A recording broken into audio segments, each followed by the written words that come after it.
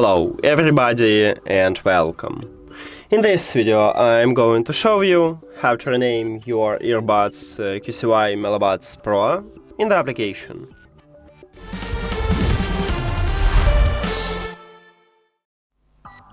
You have to start by open QCY app.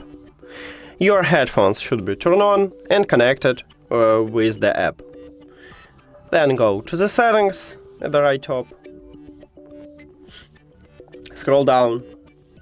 At the bottom click More settings.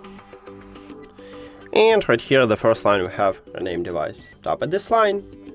Then tap at the name line again. And right here you can write the best one for you. You can also remove some text, but I want to add this one. Done. Click Done. OK. And we can go back. As you can see, we change the name. That's it. Thank you for watching this video. If you found it helpful, please consider subscribing to the channel and leave the like on the video. See you later.